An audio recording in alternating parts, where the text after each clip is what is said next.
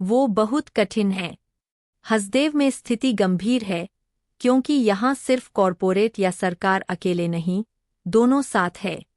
खदान राज्य सरकार को मिली है और उसने कंपनी को दी है, ऐसी कंपनी जो दुनिया की सबसे ताकतवर कंपनी है। वो तो अपने मुनाफे के लिए कुछ भी करती है। आपको खरीदने की कोशिश करना, डराने की कोशिश करना, जेल भेजने की कोशिश करना, निजी हमले करते हुए आपकी छवि को खराब करना, यह सारी चीजें पिछले 12 सालों से हम लोग झेलते आए हैं। आपको एक उदाहरण बताऊं, साल 2017 में हमें ब्लॉक हेडक्वार्टर में रैली करनी थी, लेकिन हमें यह कहते हुए परमिशन नहीं दी गई कि धारा 144 लगी है। पिछले 4 साल से पूरे सरगुजा जिले में धारा 144 लगा रखी है। क्या सरगुजा ऐसा कोई इलाका है जहां 4 सालों तक धारा 144 लगी रहने चाहिए? विरोध होने के बाद 144 हटाया गया। आप समझ सकते हैं कि कितनी चुनौतियां हैं। पिछले दिनों हमारे धरना स्थल को जला दिया गया। किसने जलाया ये साफ तौर पर दिख रहा है। बहुत सारी चुनौतियां हैं। जब हम रायपुर 300 किलोमीटर पदयात्रा करने की कोशिश कर रहे थे तो पूरी कोशिश थी प्रशासन की, कंपनी की कि हम लोग न निकल पाए पर यात्रा के लिए। मैं हसदेव की महिलाओं को सलाम करता हूं जो हर चुनौती का डटकर मुकाबला करते हुए डटी हुई है, संघर्ष कर रही है, बिना डरे, बिना रुके, बिना थके। मैं तो बस उनके साथ खड़ा हूं। गांव कनेक्शन।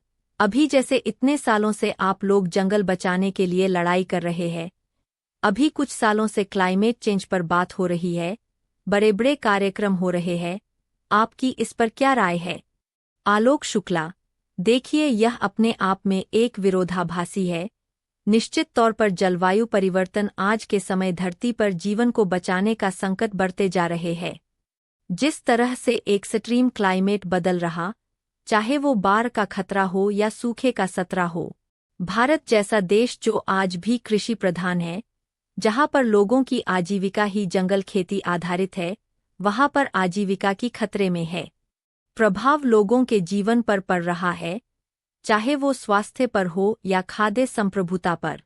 धान गेहूं से आने वाली आमदनी घटी। एस महेंद्र देव। मुंबई में स्थित Indira Gandhi institute of development research (एगीड्र) के निदेशक और कुलपति एस महेंद्र देव के मुताबिक कृषि में व्यापार के लिए प्रतिकूल शर्तें मोटे तौर पर बताती है कि किसान की फसलों से होने वाली आमदनी के मुकाबले कृषि आदान, इनपुट और स्वास्थ्य शिक्षा पर खर्च ज्यादा हो रहा है।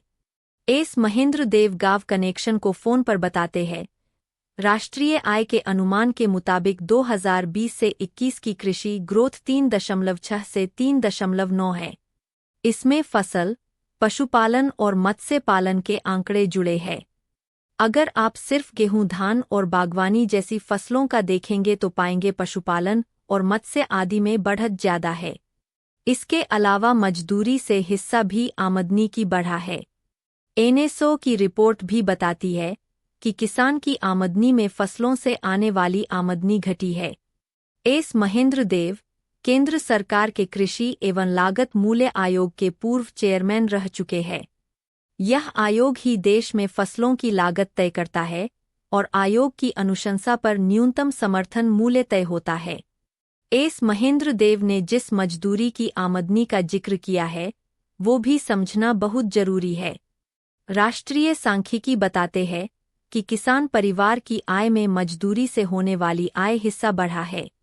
भारत जहां 67% आबादी अभी गांवों में रहती है, वहां का एक बड़ी आबादी रोजगार और आजीविका के लिए खेती पर निर्भर है। आबादी बढ़ रही है, शहरीकरण और पारिवारिक बंटवारे में जमीन खेत बंट रही है। भारत में 42.6% लोग रोजगार के लिए कृषि पर निर्भर। पाकिस्तान, चीन से बदतर हालात। संयुक्त राष्ट्र संघ की एजेंसी अंतर्राष्ट्रीय श्रम संगठन (ILO) के साल 2021 के आंकड़ों के मुताबिक भारत में 42.6% लोग कृषि पर निर्भर है। पाकिस्तान में ये आंकड़ा 36.92, चीन में 25.33% है, कनाडा में 1.51%, जबकि अमेरिका में महज 1.3% लोग खेती से रोजगार चलाते हैं। यानी चीन, अमेरिका, कनाडा में सर्विस सेक्टर, मैन्युफैक्चरिंग जैसे दूसरे क्षेत्रों ज्यादा लोगों के घर चल रहे हैं। नीचे ग्राफ देखें। उत्तराखंड से सटे यूपी के बिजनौर में सरकारी चीनी मिल ट्राली में गन्ना लेकर आए 36 साल के विकास कुमार दो भाई हैं। उनके पास 40 बीघा 8 एकड़ जमीन है। विकास कहते हैं, हमारे खेती के अलावा कोई रोजगार ही नहीं है।